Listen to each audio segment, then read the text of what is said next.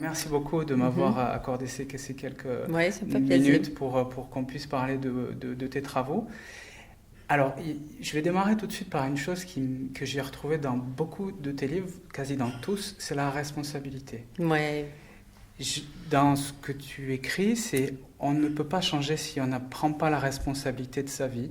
Mhm. Et du coup, c'est quelque chose qui est assez difficile quelquefois pour les Ouais. gens de comprendre.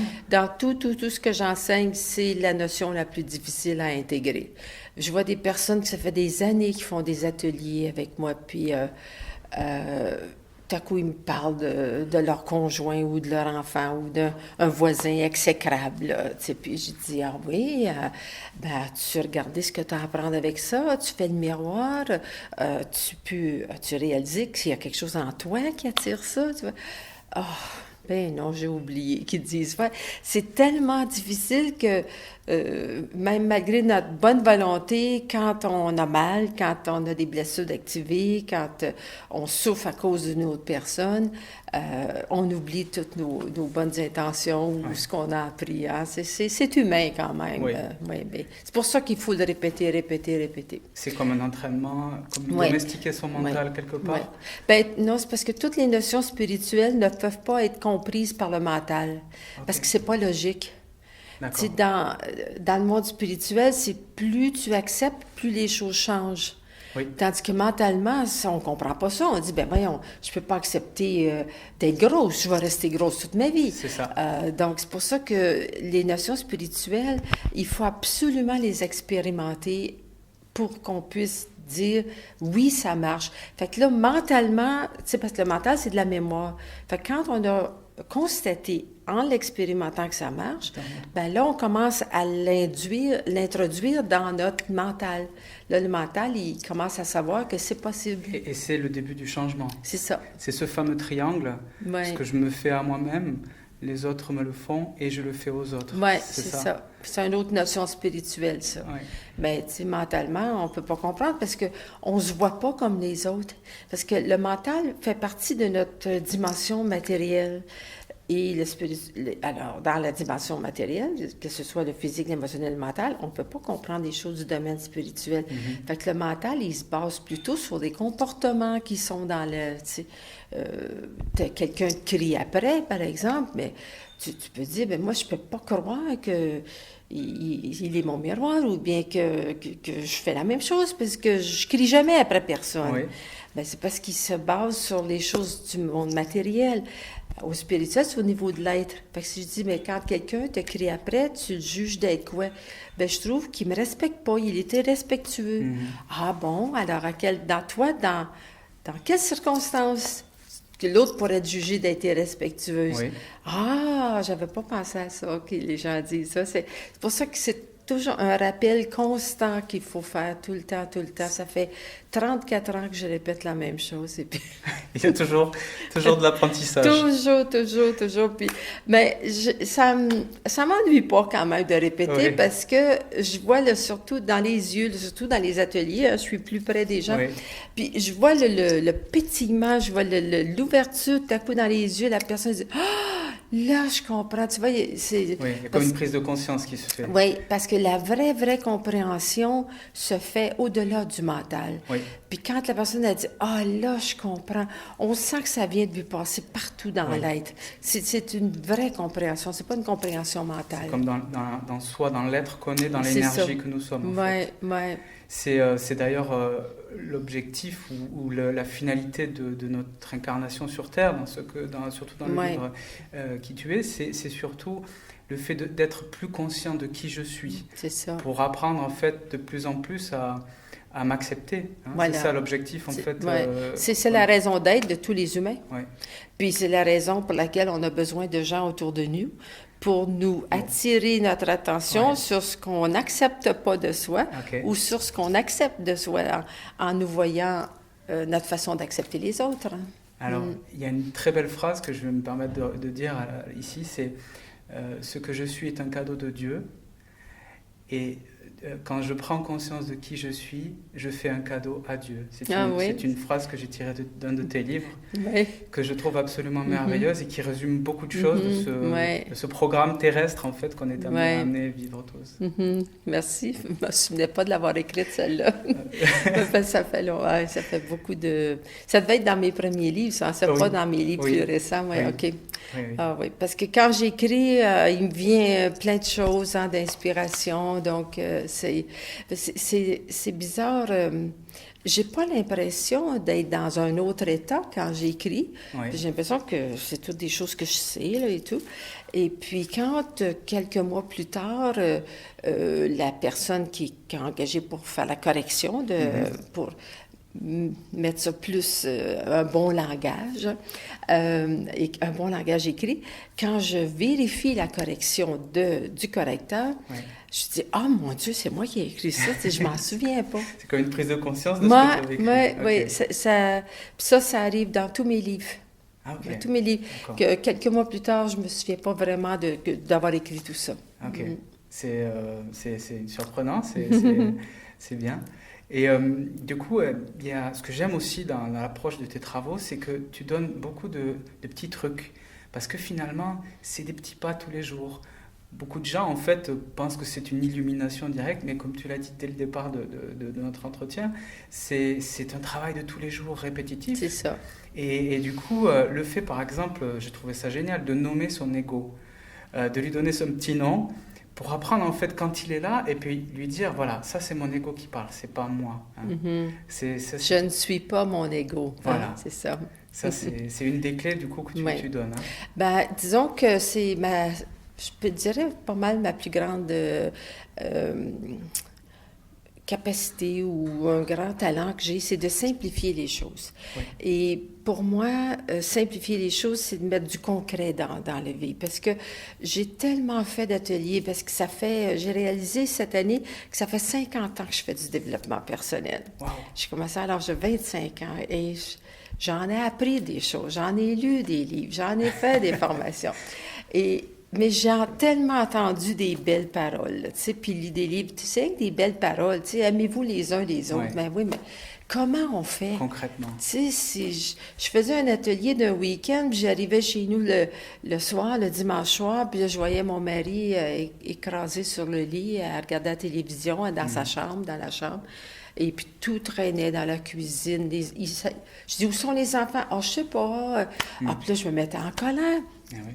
Puis je venais de faire un atelier de 2 jours là, qui nous disait de nous aimer, mais je savais pas concrètement comment le faire dans des situations qui viennent activer nos blessures comme ça, tu vois. Puis, alors, quand j'ai décidé de faire une école, de faire un enseignement, c'est la première chose que j'ai décidé, d'apporter des exemples concrets et des moyens concrets pour que les gens l'expérimentent, parce que si on n'expérimente pas, on ne pourra jamais savoir si c'est vrai l'acceptation ou non. C'est ça, c'est ça. Ouais.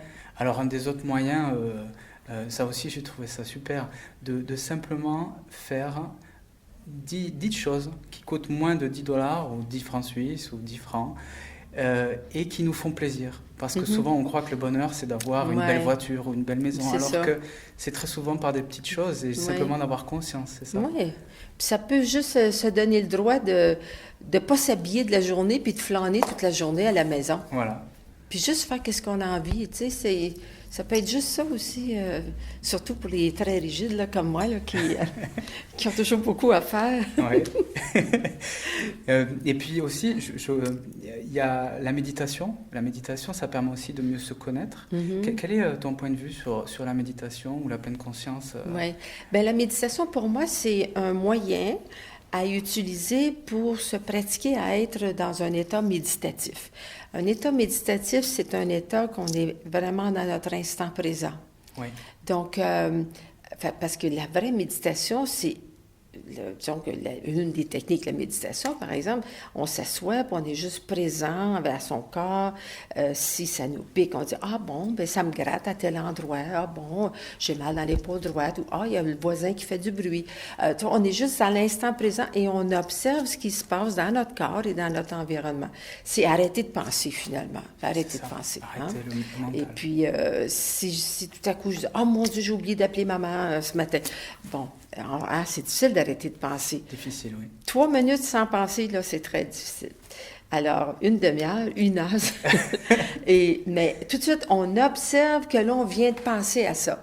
Oui. C'est ça, méditer. Mais je m'aperçois, moi, que je me suis aperçue, j'ai beaucoup médité dans les premières années que je faisais du développement personnel, Oui. mais je me suis aperçue que maintenant, j'ai tellement d'occasions pour être dans mon instant présent. Quand j'enseigne toute une journée, je pense pas du tout à ce que j'ai à faire demain ou ce qui est arrivé hier. Je suis vraiment toute la journée avec les participants. Donc, je suis en état méditatif toute la journée. Oui. Et quand j'enseigne, quand j'écris, même quand je suis en tournée maintenant, là, c'est tellement... Tout est bien organisé, quasiment d'heure à heure. Alors, je suis vraiment dans mon instant présent. Oui. Et c'est ça qui fait que... on est comme aligné, peut-être? L'énergie circule bien quand on est dans notre tête, quand on n'est pas en train de s'inquiéter du futur ou de s'en faire pour j'aurais pas dû, j'aurais dû, puis se sentir coupable pour des choses du passé. Ça draine l'énergie. Parce que ça, c'est du coup l'ego qui revient ou les peurs qui remontent. C'est ça. Et les blessures qui s'activent. C'est ça. Automatiquement, c'est ça. Aussitôt que l'ego prend le dessus, c'est une des blessures qui est activée et on est décentré. Donc, là, on commence à puiser dans notre réserve d'énergie. Voilà. Et plus on va là-dedans, plus en fait on est dans la fatigue, peut-être dans l'énervement, la colère.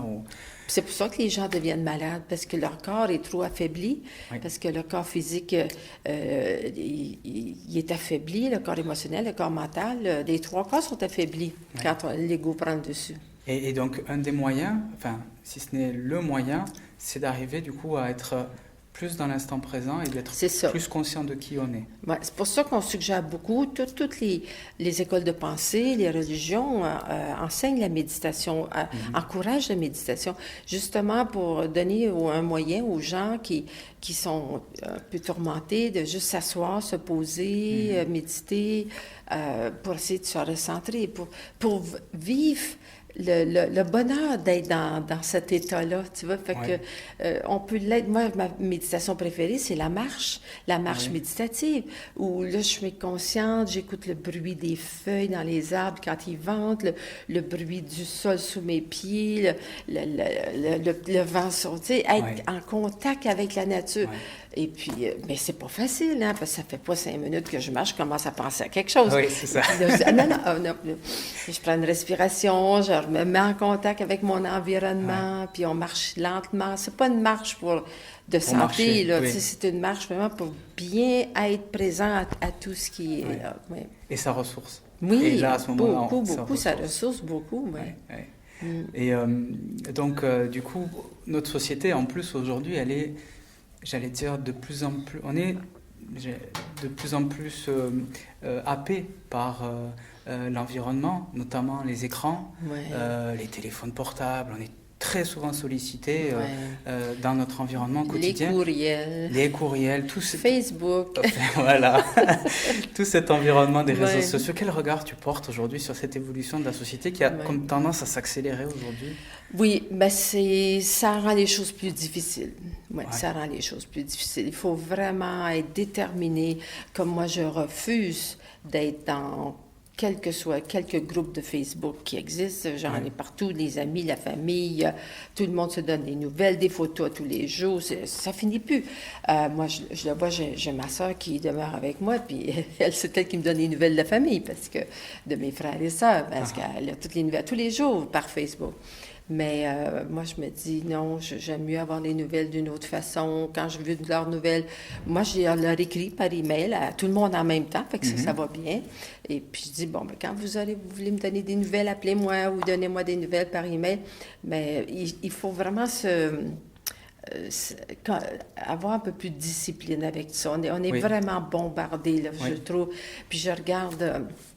autour de moi, dans les restaurants, dans les lieux publics, à l'aéroport. Tout le monde est branché Oui. avec son téléphone. Ouais, s'ils ne parlent pas au téléphone, ils sont en train de regarder s'il y a un texto. Puis c'est comme s'ils envoient un texto, là, puis il faut absolument que l'autre réponde tout de suite. Oui. Ils envoient une photo, il faudrait que tout le monde leur donne leur Oui. opinion sur la photo. Oui. Puis là, ils attendent, puis là, ils vérifient. Et ça crée comme un stress en plus, Ça quelque part. devient une grande dépendance, hein, une grande dépendance. Fait que pendant ce temps-là, ils ne sont pas occupés à vérifier comment ils se sentent. Est-ce que je suis bien? Est-ce que dans le moment, je réponds à mes besoins? Tu sais, c'est ça, je trouve, qui manque. Tout à fait.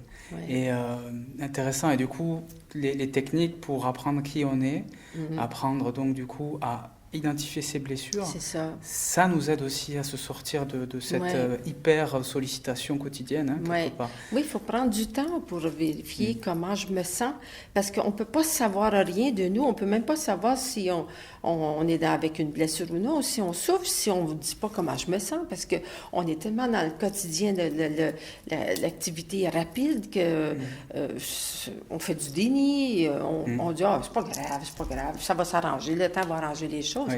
Mais c'est pas vrai.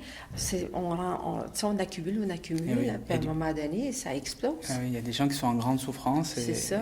Ouais. C'est voilà, un des moyens, enfin, je dirais, le moyen, c'est d'être plus conscient de qui on est, C'est ça. quoi qu'il arrive. Ouais. Quoi qu'il arrive, j'allais dire, au travers de tout ce que tu enseignes, s'il y aurait une leçon à retirer, c'est ça. Oui, c'est ce que je fais le plus dans mon enseignement. Tous les moyens que je peux trouver pour aider les gens à être plus conscients. Ouais. Parce que les gens sont vraiment pas conscients, c'est incroyable. Quand j'ai écrit mon livre sur le cancer l'an passé, l'avant-dernier livre sur le cancer, j'ai fait pendant 1 an beaucoup d'entrevues avec des gens en Europe, au Québec, en personne, par Skype, au téléphone, avec des gens qui avaient le cancer ou qui ont eu le cancer, pour avoir plein d'exemples dans mon livre. J'en ai écrit 7 ou 8, je pense, exemples dans le livre. Oui. Mais quand même, je voulais m'assurer que la synthèse que j'avais faite pour le cancer était vraiment vraie. Tu sais. Oui. Et puis pour moi, parce que ma synthèse première, c'est que c'est la blessure de rejet qui est derrière le cancer. Et avec la blessure de rejet, on fait du déni. On ne veut même pas sentir qu'on souffre parce que ça fait trop mal. Et sans exception, il n'y a pas une personne, homme ou femme, à qui j'ai parlé, qui était conscient d'avoir vécu du rejet avec son parent du même sexe. Quand je leur demandais, est-ce que tu considères que tu t'es senti rejeté, tu te sens rejeté depuis que tu es jeune par ton papa ou ta maman? Ah non, il ne me rejetait pas. Tu sais, comme il y en a une, j'ai écrit son exemple dans le livre. J'ai dit, mais comment ça va avec ta maman? Est-ce que tu as une bonne relation avec elle? Elle a dit, ah ben oui, ben, comme tout le monde. Fait que, elle a dit, à part que là, ça fait 5 ans qu'on ne se parle pas. Ça fait 5 ans qu'on ne se parle pas. Une bonne relation, tu vois. Ah, mais c'est elle qui n'accepte pas que je vive au Québec. C'est une Française qui vit au Québec. Puis elle ne veut plus me parler depuis ce temps-là. Elle me boude, tu vois. Elle ne veut pas me parler. Elle ne répond pas, mais tes appels. Fait que, j'ai dit, mais t'appelles ça une bonne relation? Ben oui, mais c'est pas de ma faute. Moi, j'en veux pas, ma maman. J'ai dit, tu sais, ben là, ça y a pris du temps, hein, avec beaucoup de questions. Est-ce qu'elle vient à reconnaître qu'elle en a voulu à sa maman? Et le déclic s'est fait. Ah oui, elle c'est celle avec qui j'ai finalement, j'ai passé le plus de temps et je l'ai vue plusieurs fois et j'ai fait l'exercice de pardon avec elle. Je l'ai aidée à faire le pardon avec sa maman et c'est son exemple que j'ai écrit dans le livre. Puis elle est bien guérie, là, parce que je l'ai revue encore cet été et puis elle est bien guérie de son cancer. Ouais, superbe. Oui, puis ça va bien. Puis, j'allais dire, c'est des histoires comme ça qui... quelque part, font avancer. C'est magnifique d'être en contact avec ça. Quel travail. Merci beaucoup. Voilà, 50 ans, hein, c'est ça, 50 ans d'atelier de croissance personnelle. J'ai commencé à faire ça parce que j'ai commencé à travailler dans le domaine de la vente. Oui. Et puis, eux autres, ils nous suggéraient beaucoup de lire des livres positifs, hein, comme La puissance. Mon premier livre, j'ai acheté en anglais, parce qu'il n'y en avait aucun en français, La puissance du subconscient, du docteur Joseph Murphy. Oui. Puis, il y avait une librairie dans tout Montréal qui vendait de ces livres-là, qui venaient des États-Unis. Et puis, après ça, j'ai commencé à faire des ateliers avec certains de ces personnes-là, des grands personnages connus là, des États-Unis. Là. Je suis allée souvent aux États-Unis faire des ateliers. Parce que ça a démarré Puis, oui, ça a démarré quelque part plus là-bas. là-bas, Oui. surtout en Californie. Oui. Et puis même dans le domaine de la vente aussi, des fois, ils engageaient des conférenciers pour nous autres, pour nous stimuler, nous motiver. Hein. Oui. Fait que j'ai commencé avec la pensée positive pendant 15 ans. Oui. Et au bout de 15 ans, donc j'avais 40 ans, c'est là que j'ai basculé dans le monde spirituel. En tout cas, j'en parle dans ma biographie, là, comment j'en suis arrivée à ça. J'avais pris du poids, puis j'ai commencé à être attentive à ce que je mangeais. Quand je mangeais, voir est-ce que j'ai vraiment faim, écouter mon besoin. Et c'est là que j'ai réalisé à quel point mon ego était fort, à quel point mon mental dirigeait ma vie. C'était la cause de mon divorce, parce que c'était après le divorce, là, ça. Et enfin, j'ai compris un tas de choses.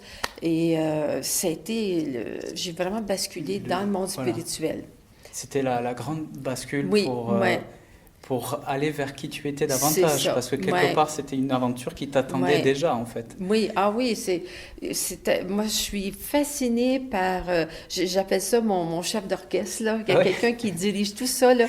Toutes les étapes de ma vie, que ce soit le divorce, tout ce qui est arrivé, les enfants que j'ai eus, il n'y a rien qui est laissé au hasard. J'avais besoin de tout ce monde-là, puis de tout ce qui m'arrive pour pouvoir enseigner ce que je fais. C'est comme si c'était tout dans mon plan de vie, hein. Puis c'est l'année suivante que j'ai eu le rêve prémonitoire où je me voyais en train d'enseigner tout ce que j'avais appris. Wow, OK.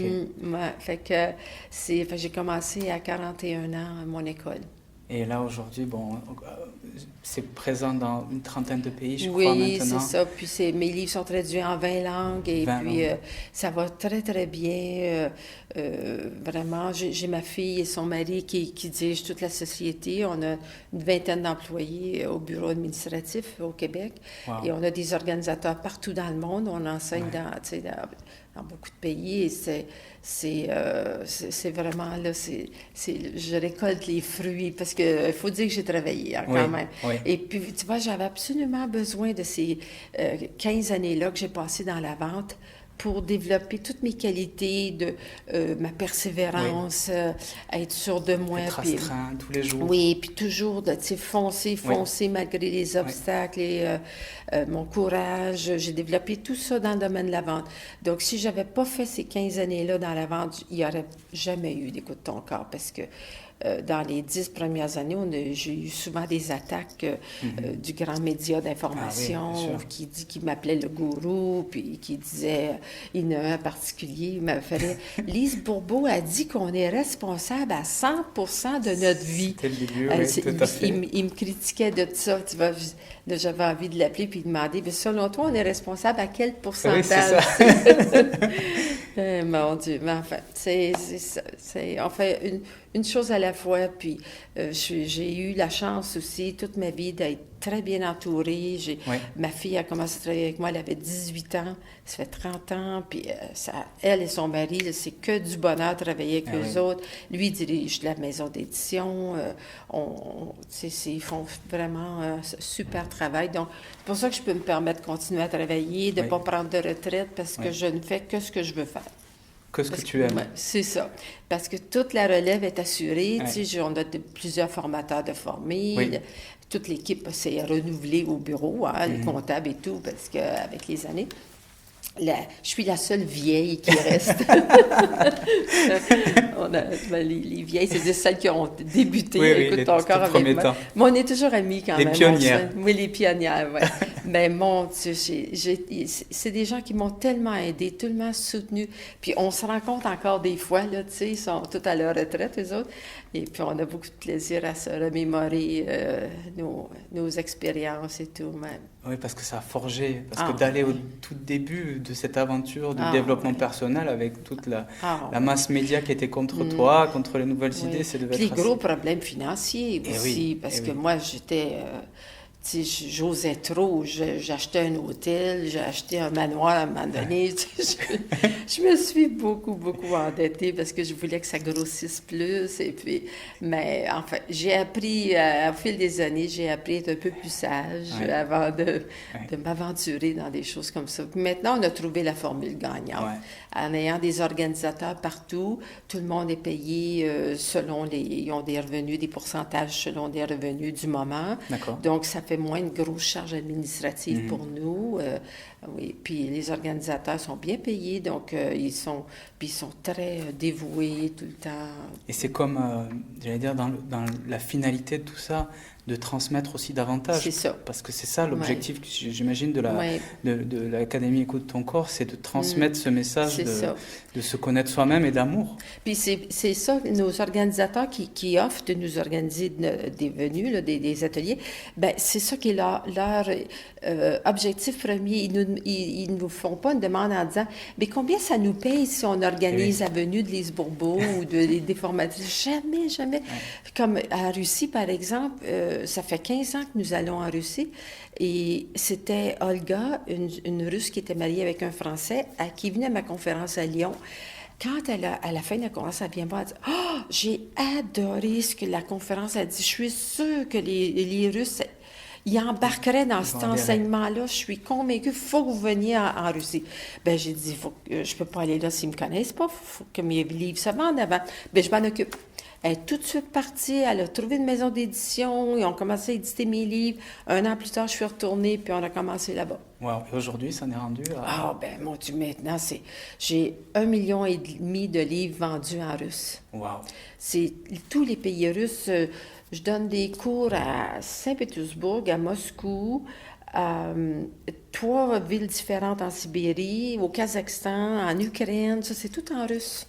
Et alors, ça me fascine d'autant plus que, j'allais dire, tout ce qu'on vient de dire sur se connaître soi, l'ego, quelle que soit la nationalité, quelle que soit son origine, quelle que Oui, soit la conscience du pays, parce qu'il y a différents niveaux oui, de conscience dans c'est les ça. pays, c'est la même chose. C'est la même chose. Au Japon, tu imagines au Japon, moi, C'est, un pays qui ne savent pas comment se sentir. Hein, j'en revenais pas que ça marche là-bas. Puis ça fait, oh mon Dieu, ça fait au moins 7 8 ans qu'on va au Japon une, sept deux fois huit par ans. année. Puis on le voit à chaque fois, ben, pas juste moi, mais mes formatrices aussi, mais à chaque fois qu'on y va, comme là, j'y retourne au mois de novembre. Là. Ça Ok. fait 2 ans que je ne suis pas allée, donc ils me réclament Oui, hein, ouais. après 2 3 ans. Et puis, je trouve ça merveilleux de voir la différence d'une fois à l'autre, là, l'ouverture. L'ouverture, ouais. Maintenant, tu sais, avant ça, quand on demandait comment tu te sens, c'était impossible qu'ils répondent à ça. Ils ne pouvaient pas répondre à une Oui. question comme ça. Puis même là-bas, dans leur culture, ils n'ont pas le droit d'en vouloir à quelqu'un Ah, ok. ou de dire quelque chose de négatif de quelqu'un. Ah oui. Puis encore moins des parents. Donc, Ouh là là. impossible de leur apprendre la notion du pardon et du Eh miroir. oui. Parce qu'avec le miroir, il faut que tu les juges d'être quoi? Ah, je les juge pas. Eh oui. Mais tu trouves ça comment, toi, le mari qui trompe sa femme avec sa grande amie?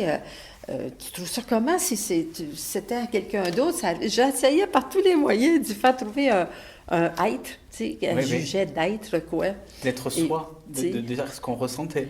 ouais, mais pour qu'elle sache pourquoi c'est attiré ça, il faut qu'elle me dise de quoi elle juge l'autre. Eh oui. Parce que c'est elle, quand elle est comme ça, qu'elle ne s'accepte pas. C'est ça qu'elle Eh a oui. besoin d'apprendre. Mais c'était long. Ça m'avait pris une demi-heure la première fois dans le premier atelier que j'ai fait là-bas. Et là, au bout Puis du là, temps, tout de suite, là, tout de suite, ils sont capables de s'ouvrir, d'en parler, puis wow. ils osent avouer qu'ils en ont voulu à leurs parents, puis ah oui, ça c'est...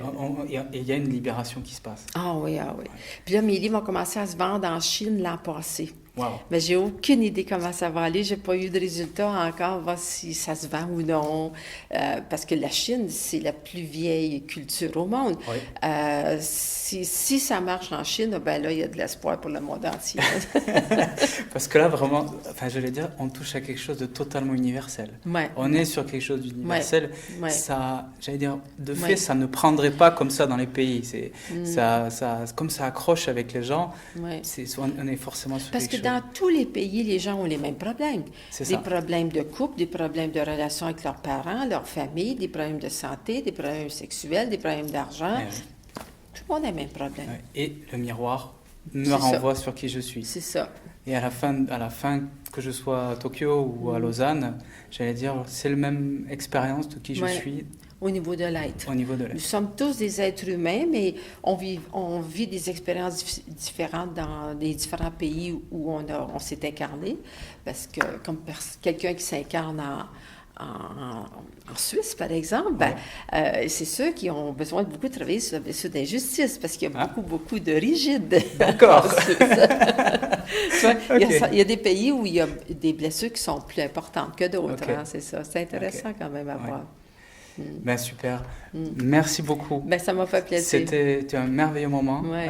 Et puis, une très belle conférence Ouais. ce soir à Lausanne. Oui, merci. Et une très belle tournée. Merci beaucoup.